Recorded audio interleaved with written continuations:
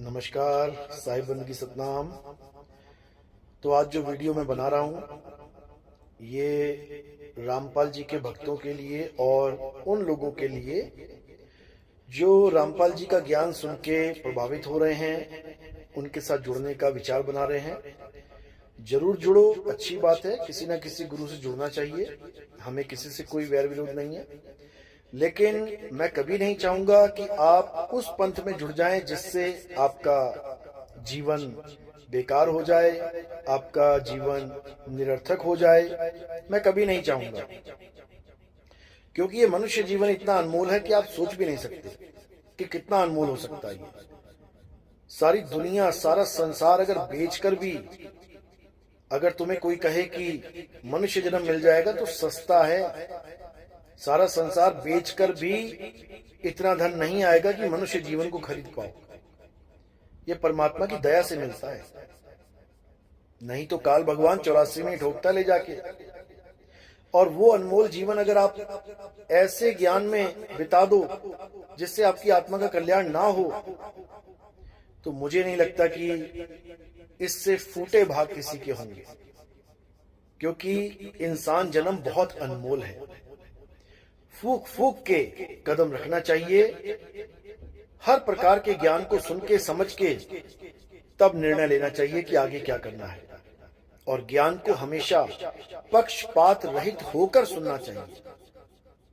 कबीर साहब ने कभी ऐसा नहीं बोला कि आप उस गुरु से नाम लो जिसके द्वारा आपके पिताजी ने नाम लिया है, या आपके माताजी ने, या किसी खानदान में किसी रिश्तेदार ने नाम लिया है। बिल्कुल नहीं। ऐसे गुरु की शरण में भी नहीं जाना है जो वंशवाद चला रहा है। पिता का बेटा गुरु बन बैठा, फिर उसका बेटा गुरु बन बैठा, फिर उसका बेटा गुरु बन बैठा। कभी नहीं। गुरु कैसे धारण करना चाहिए? गुरु ज्ञान को परखने के बाद धारण करना चाहिए। सब काहू का लीजिए साचा शब्द निहार, और पक्षपात मत कीजिए कहें कबीर विचार। तो आज जो वीडियो आपके सामने आने वाली है, बिना पक्षपात के आपने इसको अच्छे से समझना है। 101% आपका कल्याण होगा। ऐसा हो नहीं सकता कि मालिक की दया आप पर ना हो। ऐसा हो नहीं सकता कि बंदी छोड़ की कृपा आप पर ना हो। बस आप पक्षपात रहित होकर इस ज्ञान को समझना, डेफिनेटली आपका कल्याण होगा, कोई रोक नहीं सकता। तो ये सत्संग बहुत जरूरी है सुनना। इसको हर उस जीव तक पहुंचा दो जो सत्य का खोजी है, जो सत्य को जानना चाहता है। ये वीडियो उस तक पहुंचा दो ताकि उसका कल्याण हो। साहिब बंदगी सतनाम। तो अब जानकारी जो मैं देने आया हूं, अब उसको शुरू करते हैं। तो सबसे पहले क्या बताना है, मैंने नंबर वाइज बताऊंगा, 1 2 3 4 5, क्योंकि ये एक तरह से सवाल होंगे जो आपने रामपाल जी के भक्तों से, उनके कोऑर्डिनेटर से, गुरु जी से, उनके भाइयों से, उनके खानदान वालों से आपने ये पूछने हैं सवाल उनसे। और जैसे ही आप ये सवाल पूछोगे, उनके पास कोई जवाब नहीं होगा, तो वो आपको क्या कहेंगे कि तुम काल के दूत हो, तुम नितिन दास के द्वारा भ्रमित हो चुके हो, तुम निगुरे हो, तुम ये हो, तुम वो हो। बकवासबाजी करेंगे। अगर पहले से कोई रामपाल जी का भगत होगा, सवाल पूछ लेगा तो उसको पीले पर्चे का डर देंगे, डराएंगे उसको, तुम्हारे नाम का पीला पर्चा निकाल देंगे, गुरुद्रोही घोषित कर देंगे, लेकिन ये जवाब नहीं दे पाएंगे। और साहिब ने कहा, जिस गुरु से भरम ना मिटे, भ्रांति जीव की ना जाए, सो गुरु झूठा जान के त्याग देर ना लगाए। उसको त्यागते देर नहीं लगाना चाहिए जिसके पास आपके सवाल के जवाब ना हो। तो क्या है वो सवाल, आइए देखते हैं। साहिब बंदगी सतनाम। तो प्रश्नावली शुरू करने से पहले हम रामपाल जी का धन्यवाद करेंगे। क्यों? क्योंकि इन्होंने सोए हुए समाज को ये बताया कि कबीर कौन है। आखिर कबीर साहब हैं कौन? ये उन्होंने अच्छी तरह समझाया और बहुत ही बढ़िया तरीके से ग्रंथों में खोज खोज के बताया, उसका हम धन्यवाद भी करेंगे। लेकिन वो ये कभी नहीं बता पाए कि व्हाट इज कबीर, कबीर क्या है, कबीर कौन है तो बता दिया, लेकिन कबीर क्या है ये वो कभी नहीं बता पाए, क्योंकि ये वही बता सकता है जो तत्वदर्शी संत होगा। क्योंकि कबीर कोई काया नहीं है, कबीर काया से परे आत्म सत्ता है। तो उसके बारे में आज हम पूरी जानकारी भी लेंगे और उन सवालों को भी रखेंगे जो इनके पंथ को 101% अधूरा सिद्ध कर देंगे।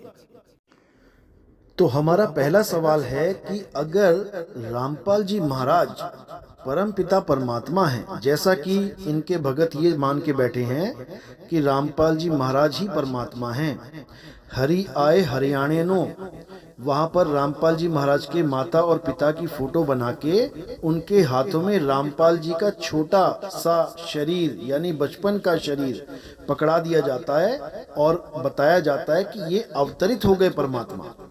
तो भाई अगर ऐसे अवतरित होते हैं परमात्मा, तो परमात्मा को 25 सालों तक हनुमान जी की साधना करने की क्या जरूरत पड़ गई? प्रतिदिन 7 बार हनुमान चालीसा का पाठ करने की क्या जरूरत पड़ गई? 18 वर्षों तक राजस्थान में सालासर बालाजी के मंदिर में जाने की क्या जरूरत पड़ गई? उसके बाद कृष्ण जी को भी अपना इष्ट मानने की क्या जरूरत पड़ गई? इतना ही नहीं, खाटू श्याम जी की भी पूजा करते थे, घंटों ध्यान लगाते थे। ये परमात्मा का हाल है। परमात्मा ऐसे देवी देवताओं की पूजा करता है। जिसको ये अवतार घोषित करने में लगे हैं वो तो एक आम इंसान, एक आम भगत की तरह इन देवी देवताओं की पूजा में लीन है। उसको परमात्मा कैसे घोषित कर दिया इन्होंने? तो अब आगे भी देखते हैं कि आखिर परमात्मा का जो नाम इनके जीवन में आया वो आया कहां से। अभी तक तो ये देवी देवताओं के ही पूजा पाठ में लीन है। आगे देखते हैं। तो कहते हैं इतना कुछ करने के बाद भी ना तो इनको शारीरिक सुख मिला और न मानसिक शांति मिली। परमात्मा को पाने की तड़प से आप साधु महात्माओं से मिलते रहते थे। एक दिन आपकी मुलाकात कबीर पंथी महान संत 107 वर्षीय स्वामी रामदेवानंद जी महाराज से हुई। आपने स्वामी जी से पूछा कि परमात्मा की प्राप्ति कैसे हो, वह मानसिक शांति कैसे मिले। स्वामी जी ने पूछा कि आप किसकी पूजा करते हो? तब हमने बताया कि मैं व्रत करता हूँ, उपवास रखता हूँ, मंदिरों में जाता हूँ, हनुमान जी, कृष्ण जी, श्याम जी की यानी खाटू श्याम जी की उपासना करता हूँ, सभी त्योहार मनाता हूँ और श्राद्ध आदि भी निकालता हूँ। तब स्वामी जी ने आप जी से कहा, यानी परमात्मा से स्वामी जी ने कहा, परमात्मा को समझा रहे हैं स्वामी जी। क्या कहा कि आप जो साधना करते हो यह ना तो परमात्मा को पाने की है और ना ही मानसिक शांति देने की। बताओ, यानी स्वामी रामदेवानंद जी परमात्मा को समझा रहे हैं कि भाई तुम देवी देवताओं के चक्कर में पड़ गए हो। अब देवी देवताओं को छोड़ दो और कबीर साहब की जो पुरानी फोटो है, सफेद दाढ़ी, सफेद बाल, टोपी, उस फोटो के आगे दंडवत करना शुरू कर दो, देसी घी की खड़ी जोत जलानी शुरू कर दो, तब तुम्हारी मुक्ति हो जाएगी। बताओ, परमात्मा भी गलतियां कर रहा है और परमात्मा को सुधारा जा रहा है। बताओ ये कैसा परमात्मा है? तो मेरे भाई इस भ्रम से बाहर निकल जाओ कि रामपाल जी कोई परमात्मा है। आखिर परमात्मा क्या है ये आपको थोड़ी देर में समझ में आ जाएगा। तो पहले इस भ्रम को निकालो कि ये कोई परमात्मा है। ये तो एक जिज्ञासु जीव है, जैसे बाकी पूजा कर रहे थे ये भी करने लग गया। अब इसको ऐसा गुरु मिल गया जिसने इसको उस पूजा करने से रोका तो ये रुक गया। अभी आगे और स्टोरी लंबी है और सुनो। स्वामी रामदेवानंद जी की शरण में आके एक काम तो अच्छा हो गया कि इनको इतना पता लग गया कि देवी देवताओं की भक्ति करने से मुक्ति प्राप्त नहीं होगी। बहुत अच्छी बात है। और आगे चल के क्या हुआ कि इन्होंने पाठ सेवा शुरू कर दी, यानी ये पाठी बन गए और गरीबदास जी का जो ग्रंथ है उसका पाठ करने लगे, लोगों को पढ़ के सुनाने लगे। धीरे धीरे धीरे ये उस आश्रम में अच्छे सेवादार बन गए, गुरुओं की सेवा करना शुरू कर दिया। बहुत अच्छी बात है, गुरुओं की सेवा करनी चाहिए।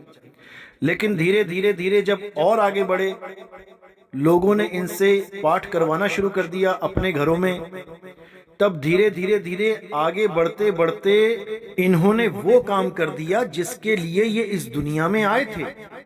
कबीर सागर में इनके बारे में बहुत अच्छा समझाया गया है।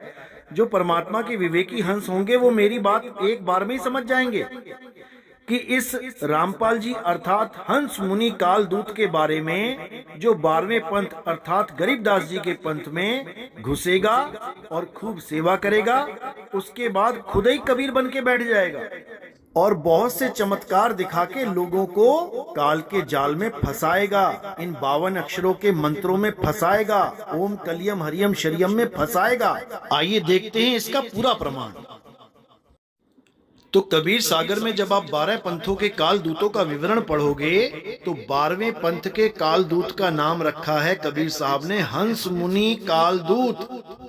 हंस मुनि इसका नाम इसलिए रखा है कि ये दिखने में तो हंस यानी कबीर पंथी लगेगा, लेकिन सारे काम मुनियों वाले करेगा। ये यज्ञ भी करेगा, ये पूजा पाठ भी करेगा, ये खड़ी बत्ती देसी घी की बत्ती जला के पूजा भी करवाएगा और ये मुनियों वाले काम करेगा यानी मंत्रों का जाप करेगा और करवाएगा। ये इस हंस मुनि के बारे में कबीर सागर में पहले से ही वाणी दर्ज है। आगे देखो क्या कहते हैं कि अब कहूं द्वादश पंथ प्रकाशा, कि 12वें पंथ का हाल सुन लो जिसमें काल का दूत आएगा, क्योंकि 12वां पंथ जो है वो गरीबदास जी महाराज का है। गरीबदास जी महाराज तो काल के दूत हो नहीं सकते, तो काल का दूत कौन है ये इसी के बारे में बताया जा रहा है। ये हंस मुनि रामपाल ही काल का दूत है। तो बिल्कुल स्पष्ट बता दिया कि अब कहूं द्वादश पंथ प्रकाशा, दूत हंस मुनि करे तमाशा। ये हंस मुनि दूत 12वें पंथ में आके बहुत बड़ा तमाशा करेगा।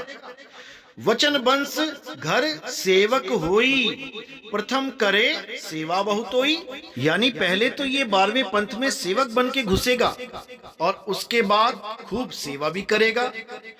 पाछे अपनो मत प्रगटावे, बहुतक जीव फंद फंदावे, यानी पहले तो ये उसी मत में आएगा जो गुरुजी बोलेंगे। ओम सोहम का जाप दिया था रामपाल जी महाराज को इनके गुरु स्वामी रामदेवानंद जी ने।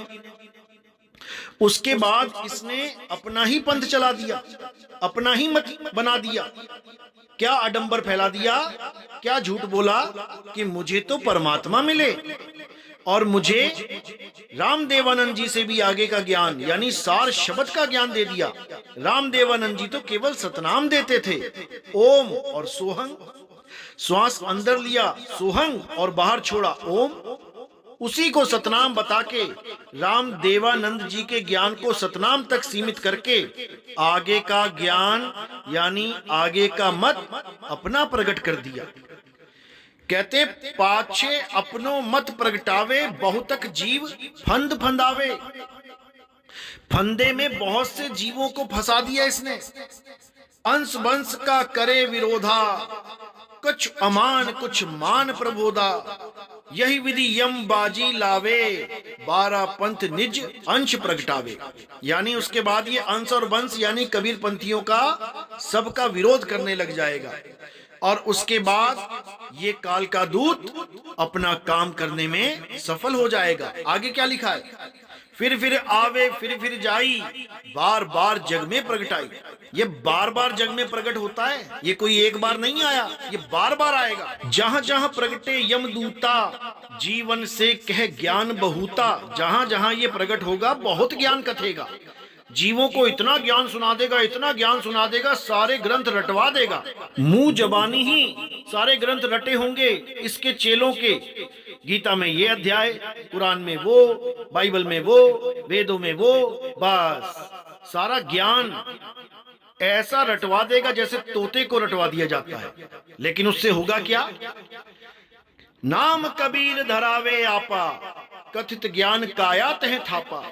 ये अपना नाम ही कबीर रख लेगा कि मैं ही कबीर हूं, हरि आए हरियाणे नो, मैं ही वो हरि हूं जो हरियाणे में आया, हरियाणे में पैदा हुआ। बताओ, नाम कबीर धरावे आपा, जैसे इनके भगत कहते हैं ना, बंदी छोड़ सतगुरु रामपाल जी की जय, यानी कि इन्होंने उसको परमात्मा ही घोषित कर दिया, क्योंकि बंदी छोड़ तो केवल कबीर हैं, कबीर साहब ही बंदी छोड़ हैं, और कोई बंदी छोड़ नहीं हो सकता। तो कहते हैं ये अपना नाम कबीर रखवा लेगा और क्या करेगा, कथित ज्ञान काया तह थापा, ये काया का ज्ञान पकड़ा देगा सबको कि परमात्मा क्या है, परमात्मा नर स्वरूप है, आदमी है परमात्मा, सतलोक में बैठा है आदमी के रूप में परमात्मा। ये जो ज्ञान काया तह थापा, ये काया का ही ज्ञान पकड़ा देगा।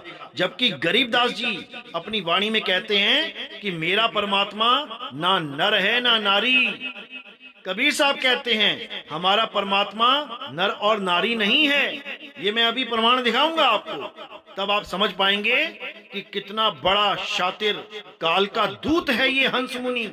जब जब जन्म धरे संसारा, प्रगट होए के पंथ पसारा, करामात जीवन बतलावे, जीव भरमाए नरक महनावे। यानी जब जब ये संसार में आएगा तब तक ये पंथ चलाएगा, बार बार प्रकट होके पंथ चलाएगा, करामात दिखा दिखा के लोगों को इकट्ठा कर लेगा।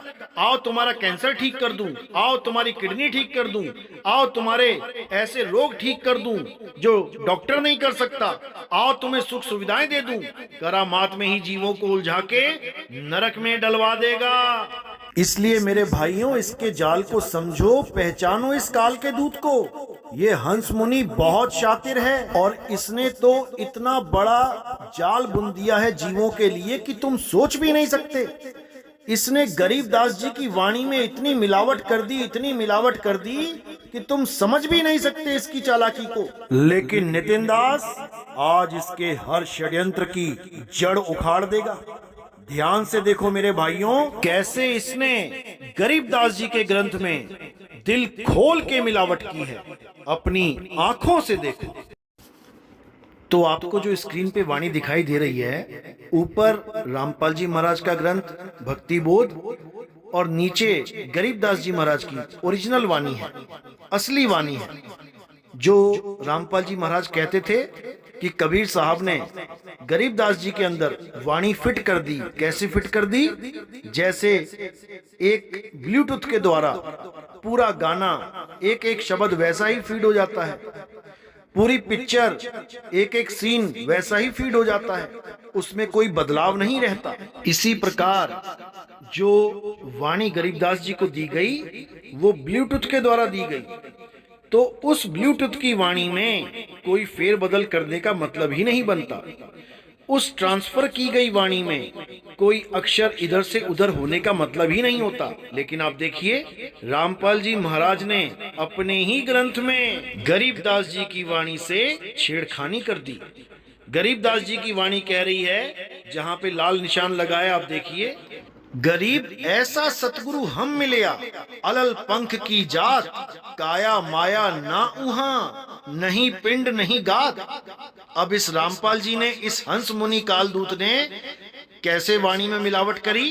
क्या लिखा है ऊपर देखिए, गरीब ऐसा सतगुरु हम मिलया, अलल पंख की जात, काया माया ना वहां, नहीं पांच तत्व का गात। नीचे लिखा है नहीं पिंड नहीं गात, और ऊपर लिख दिया नहीं पांच तत्व का गात। अब ये वाणी कैसे बदल दी? कैसे गरीबदास जी की वाणी के साथ छेड़खानी की इन्होंने? जबकि खुद ही अपने सत्संग में बताते थे कि एक आदमी ने गरीबदास जी की वाणी से छेड़खानी करने की कोशिश करी तो उसको अधरंग हो गया। अधरंग यानी पैरालाइज हो गया वो। तो अगर वो पैरालाइज हो गया तो तुम्हें भी तो दोष मिलेगा। यही दोष है तुम्हारा जो आज तुम जेल में बैठे हो हंस मुनि, यही तुम्हारा दोष है। जीवों के साथ खिलवाड़ करना, संतों की वाणियों में मिलावट करना, यही तुम्हारा दोष है। इसी का फल भुगतान करने के लिए तुम 2014 से आज तक जेल में बैठे हो। अब आगे देखिए कि कैसे इसने मिलावट की है। क्या कहती है वाणी? निराकार निर्विषम काल जाल भय भंजनम। अब इसने निराकार की जगह क्या लिख दिया? अपनी आंखों से देखिए, इस हंस मुनि दूत ने निराकार को नराकार बना दिया। यानी नर के आकार का। गरीबदास जी कह रहे हैं निराकार, यानी उसका कोई आकार नहीं है, वो आदमी या औरत जैसा नहीं है। लेकिन इस हंस मुनि कालदूत ने परमात्मा को नर आकार बना दिया, यानी आदमी जैसा दिखने वाला।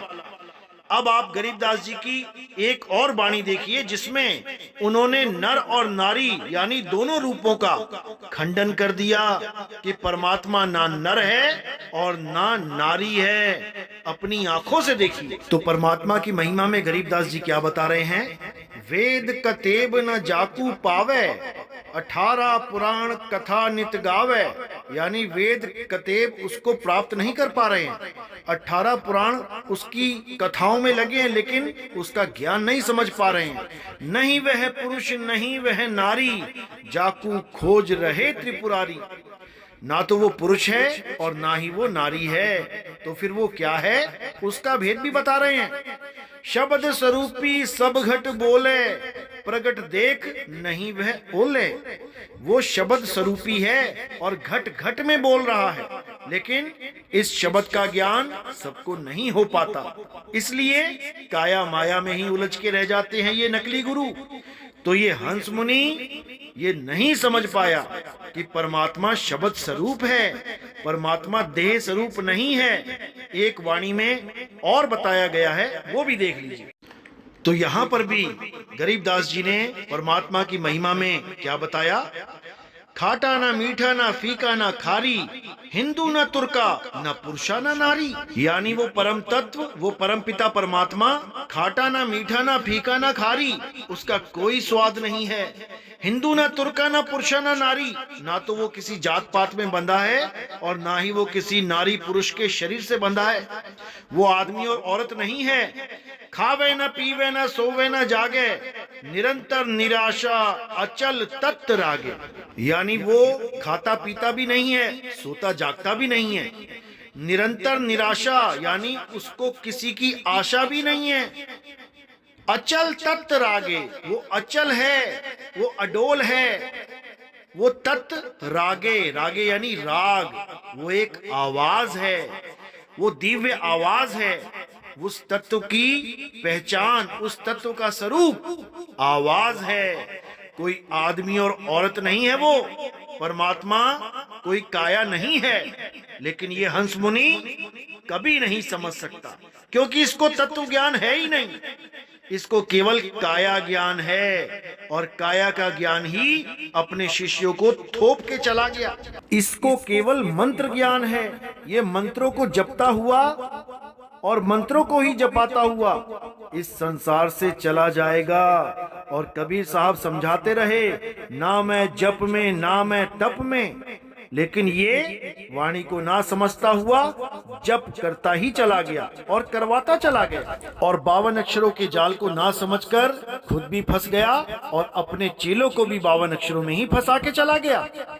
तो देखिए आगे क्या मिलावट की है। देखिए असली वाणी में फिर निराकार निर्लेप निरंजन गुण अतीत तिहु देवा, यहाँ निराकार लिखा है। और रामपाल जी अर्थात इस हंस मुनि ने इसको फिर नराकार निर्लेप निरंजन बना दिया। ये निराकार को नराकार बनाने में ही लगा हुआ है। तो इसको समझो आप कि कैसे ये वाणी में मिलावट कर रहा है।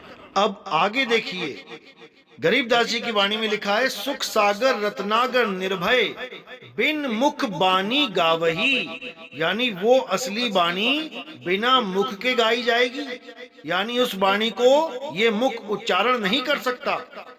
और इस हंस मुनि ने क्या लिखा है, सुख सागर रत्नागर निर्भय, निज मुख बानी गावही। यानी अपने मुख से बानी गाओ।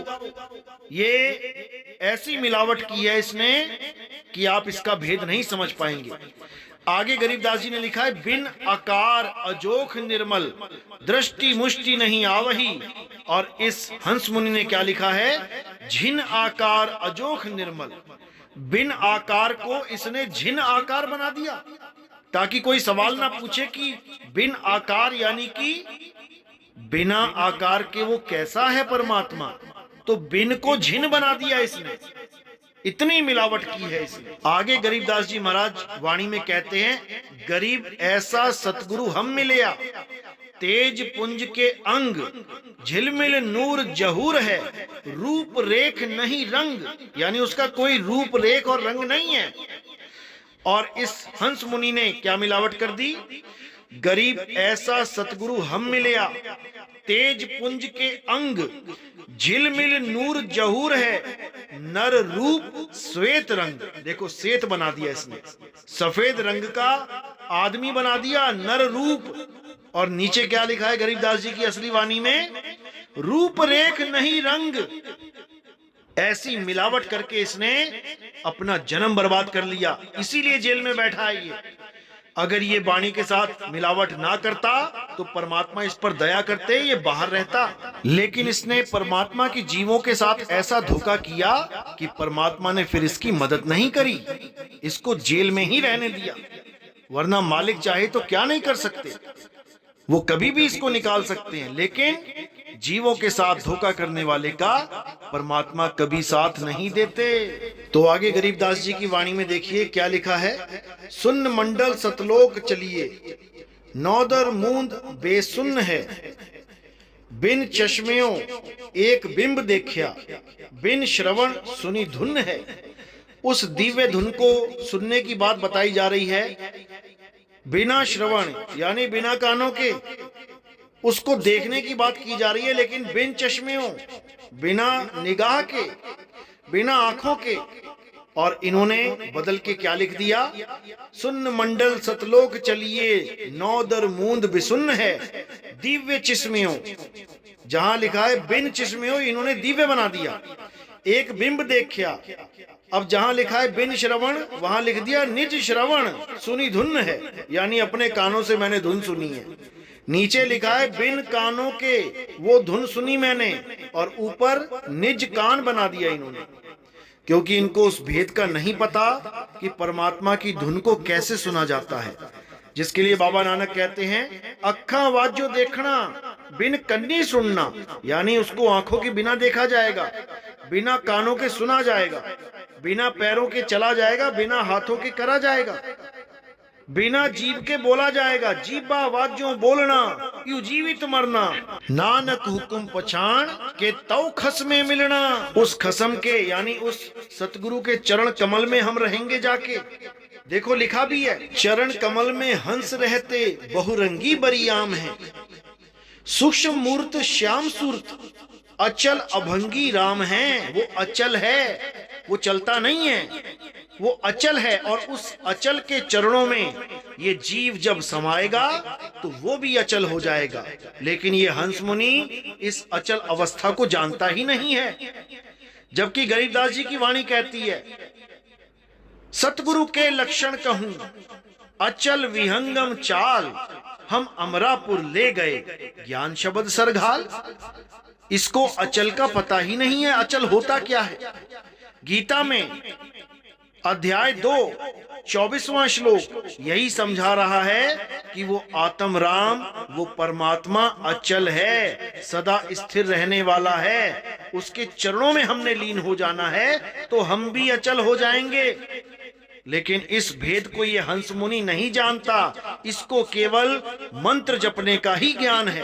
ये जपी है, तपस्या छुड़वाता है, वरना तपी भी हो जाता ये। तो जपी और तपी और सन्यासी किसी का कल्याण नहीं कर सकते। केवल और केवल अचल आत्मा का भेद रखने वाले, अचल आत्मा का भेद समझाने वाले सतगुरु ही हमारा कल्याण कर सकते हैं। ये हंस मुनि जैसे कालदूत अक्षरों के जाल में ही उलझे रह जाएंगे, ये किसी का कल्याण नहीं कर सकते। गरीबदास जी समझा रहे हैं, अक्षर ज्ञान गलत है भाई, निह अक्षर निस्तारा, शंख कमल दल कल अजरावर, सकल रूप से न्यारा। यानी ये अक्षरों का ज्ञान बिल्कुल गलत है। जो तुम नाम जप रहे हो ये बिल्कुल गलत है। कोई नाम नहीं जपना, नाम है जप में, नाम है तप में। 1000 बार समझा के चले गए कबीर साहब, लेकिन इनके समझ में नहीं आ रहा। तो गरीबदास जी भी समझा रहे हैं, ये 52 अक्षरों के जाल को समझो और इन 52 अक्षरों के जाल को तोड़ दो। ये 52 अक्षर लेख में आते हैं, यानी लिखने में आते हैं, और जो लेख में आ जाए वो परमात्मा का नाम, परमात्मा का सच्चा नाम नहीं है, वो 52 अक्षर है। तो क्या समझा रहे हैं गरीबदास जी महाराज? 4 वेद पंडित पढ़या रंग होरी हो, 52 अक्षर लेख राम रंग होरी हो। यानी हे पंडित, तू 4 वेदों को पढ़ के ये 52 अक्षरों को रट के ज्ञानी बन बैठा। अरे ये 52 अक्षर लेख राम रंग होरी हो, ये 52 अक्षर तो लेख है और वो परमात्मा का नाम अलेख है। ये 52 अक्षर लेख पकड़ के तू पार नहीं हो सकता। इन 52 को छोड़ और उस अलेख को पकड़ जो लिखा नहीं जा सकता। ओ अक्षर या में नाही राम रंग होरी हो, यानी इन 52 अक्षरों में वो असली अक्षर नहीं आता, वो परमात्मा का असली नाम 52 अक्षरों में नहीं आता। उसको जान, रहे शेष का शीश राम रंग होरी हो। यानी अब 52 अक्षरों से परे उस नी अक्षर को जानेगा तभी कल्याण होगा, अन्यथा नहीं होगा। तो आगे कह रहे हैं कागज कलम कलेश राम रंग होरी हो। ये कागज कलम कलेश है, इसको छोड़ दे। कागज के ऊपर कलम से लिखने वाले जितने भी नाम हैं ये सब नकली नाम हैं, कृत्रिम नाम हैं। इसको त्याग और सतनाम को जान। तो कह रहे हैं कागज कलम कलेश है रंग होरी हो, स्याही का नहीं काम राम रंग होरी हो। इस हंस मुनि ने लोगों को क्या भरमा दिया कि 52 अक्षर तो संस्कृत भाषा के अक्षर हैं, लेकिन असल में 52 अक्षर क्या हैं? जो स्याही के द्वारा लिखे जाएं वही 52 अक्षर कहलाते हैं। अरे स्याही का नहीं काम राम रंग होरी हो, देह माही विदेह है राम रंग होरी हो, बिन ही रसना नाम राम रंग होरी हो। यानी बिना रसना के वो नाम है, बिना जीव के वो नाम है, वो बोलने लिखने पढ़ने में नहीं आता। देही माही विदेह, वो असली राम, वो असली नाम विदेह है और इस देह में ही उसका दीदार होगा। लेकिन भेदी गुरु बताएगा वो तब समझ में आता है। तो ये कागज कलम कलेश के चक्कर में सारी दुनिया को बेवकूफ बना रहा है और सबका जन्म बर्बाद करके चला जाएगा। तो साहिब की दया से अब नितिन दास इसका सारा भेद खोल देगा। ये जितने भी 52 अक्षर के कृत्रिम यानी नकली नाम हैं इसको छुड़वा दिया जाएगा और परमात्मा का असली नाम जिसको सतनाम कहते हैं लखा दिया जाएगा। देखिए गुरु ग्रंथ साहब में वाणी क्या कहती है। सगल नाम निधान तिन पाया, अनहद शब्द मणि वाजंगा, कीर्तम नाम कथे तेरे जीबा, सत्य नाम तेरा परापुर बला। यानी सगल नाम निधान तिन पाया, यानी परमात्मा का असली नाम सारे नामों से बड़ा वो सतनाम, वो अनहद शब्द मैंने पा लिया जिसकी कोई हद ही नहीं है। कीर्तम नाम कथे तेरे जीबा, इस मुख से बोले जाने वाले सारे तेरे नाम कीर्तम यानी नकली नाम है, आर्टिफिशियल नेम। सत्य नाम तेरा परा पुरबला, हे परमात्मा तेरा सच्चा नाम सतनाम है, पुरबला है। लेकिन ये हंस मुनि इस सतनाम को परमात्मा का नाम बताता ही नहीं है। ये काल भगवान और अक्षर पुरुष का नाम यानी ओम सोहं को सतनाम बताता है, जबकि सतनाम किसका है? सतनाम तेरा परा पुरबला, परमात्मा का परा पुरबला नाम है। तो ये भेद इस हंस मुनि को नहीं पता है। आगे देखो वाणी क्या कहती है। गुरु ग्रंथ साहब में अंग नंबर 343 पे कबीर साहब की वाणी क्या कहती है। 52 अक्षर जोरे आन, सकिया ना अक्षर एक पहचान, सत का शब्द कबीरा कहे, पंडित होए सो अनभय रहे, पंडित लोग हो कहो व्यवहार, ज्ञानवंत को तत्व विचार, जाके जीव जैसी बुद्धि हुई, कहे कबीर जानेगा सोई। यानी ये हंस मुनि 52 अक्षरों को जोड़ तोड़ के तमाम नाम बना के दिखा देगा। ये किताबों में लिखे हुए नाम जोड़ तोड़ के बनाए जाने वाले नाम ये स्वर और व्यंजन के द्वारा जोड़ तोड़ के बनाए जाने वाले नाम दिखा के सब जीवों को वही नाम रटवा देगा। ओम कलियम हरियम शरियम सोहंग सत्यम रटवा देगा, ये ओम सोहंग रटवा देगा, ये ओम सोहंग सत्य कबीर रटवा देगा, ये ओम सोहंग सत्य कबीरा भी रटवा देगा। ये यही 52 अक्षरों में उलझा के इस जीव की दुर्गति कर देगा। लेकिन कबीर साहब समझा रहे हैं कि पंडित लोग को व्यवहार ज्ञानवंत को तत्व विचार। ये मंत्र जाप, ये पूजा पाठ, ये पंडित लोगों का विचार है, ये उनका व्यवहार है। लेकिन ज्ञानवंत को तत्व विचार, ज्ञानवंत केवल तत्व ज्ञान लेता है। ज्ञानवंत को मंत्रों से तंत्रों से कोई मतलब ही नहीं होता है, वो केवल और केवल तत्व ज्ञान प्राप्त करता है। तो गुरु ग्रंथ साहब में अंग नंबर 340 पे फिर समझा रहे हैं, 52 अक्षर लोक त्रय सब कुछ इन्हीं माही, ए अक्षर खिर जाएंगे ओ अक्षर इनमें नाही। यानी ये 52 अक्षरों के द्वारा बनाए हुए मंत्र खिर जाएंगे, नष्ट हो जाएंगे, इनसे होने वाली कमाई भी नष्ट हो जाएगी, मुक्ति नहीं मिल पाएगी। तो कह रहे हैं वो अक्षर इनमें नाही, जो असली अक्षर है, जो असली नाम परमात्मा का है, वो 52 अक्षरों में नहीं है। और जो 52 अक्षरों के द्वारा नाम लिखे जाते हैं, कबीर साहब कहते हैं हम उसे नहीं मानते। ओ अंकार आदि में जाना, लिखे और मेटे ताही ना माना। ओ अंकार लखे जो कोई, सोई लिख मेटना ना होई।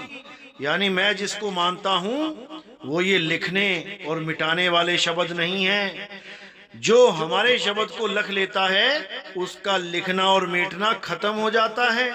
वो अलेख को जान जाता है, अडोल को जान जाता है, अबोल को जान जाता है, लेकिन ये हंस मुनि उसको नहीं जान सकता। ये 52 अक्षरों में ही उलझा रह जाएगा।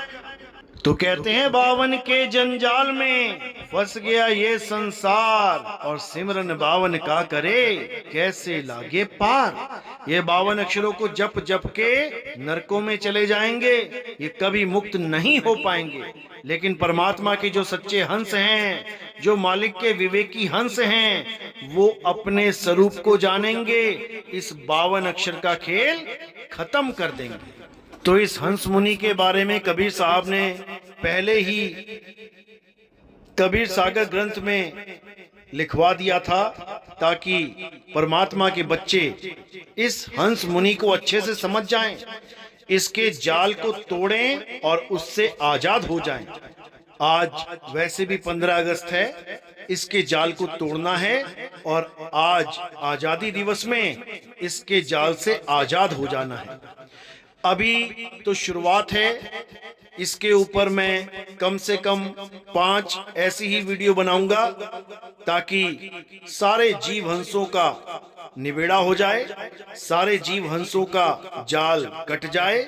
इस हंस मुनि के जाल से सारे परमात्मा के जीव आजाद हो जाएं। तो इस हंस मुनि का खेल 12वें पंथ में जब खत्म होता है, तब परमपिता परमात्मा का खेल शुरू होता है, जिसके लिए कबीर साहब ने कहा था, धर्मदास मेरी लाख दुहाई, ये मूल ज्ञान बाहर ना जाई। इस मूल ज्ञान को बाहर मत निकालना। कब तक नहीं निकालना? मूल ज्ञान तब लग छुपाई, जब लग 12 पंथ ना मिट जाई। जब तक इस हंस मुनि काल दूत का खेल खत्म नहीं होता, तब तक इस ज्ञान को हम उजागर नहीं होने देंगे।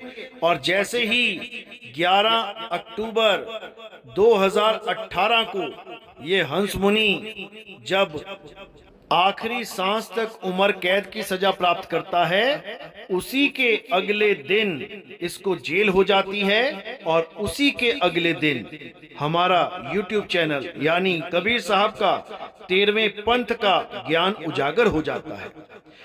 13 अक्टूबर 2018 को हमारा YouTube चैनल यानी कबीर साहब का 13वां पंथ पूरे संसार में उजागर हो जाता है। इसको कहते हैं संत वचन पलटे नहीं, पलट जाए ब्रह्मांड। और ये हंस मुनि जब से जेल गया है, तब से 50 बार ये तारीख फिक्स कर चुके हैं, गुरुजी अब निकलेंगे, गुरुजी अब निकलेंगे, 2015 में निकलेंगे, 16 में निकलेंगे, 17 में निकलेंगे। हजारों बार ये डेट चेंज करते रहे, क्योंकि ये संत नहीं, ये काल दूत हैं। इनकी परमात्मा अब सुनने वाला नहीं। अब परमात्मा के बच्चे जाग के, इनको त्याग के इस जंजाल से बाहर निकलेंगे। तो मेरे भाइयों, ये पहला पार्ट है। इस पार्ट को ज्यादा से ज्यादा वायरल करो। इस हंस मुनि काल दूत के शिष्यों तक इस वीडियो को पहुंचाओ और उनसे जवाब मांगो कि गरीबदास जी की वाणी के साथ छेड़छाड़ करने का अधिकार आपको किसने दिया है? कैसे आपने वाणी के साथ छेड़छाड़ किया? इनसे जवाब मांगो। ये तो अभी 1-2 सवाल ही हैं। अभी ऐसे ऐसे वीडियो आएंगे कि इस हंस मुनि की जड़ें उखाड़ दी जाएंगी। अभी तो शुरुआत है, अब इसका अंत करके ही दम लेंगे। साहिब बंदगी सतनाम। जय बंदी छोड़ चूक, जय सतनाम।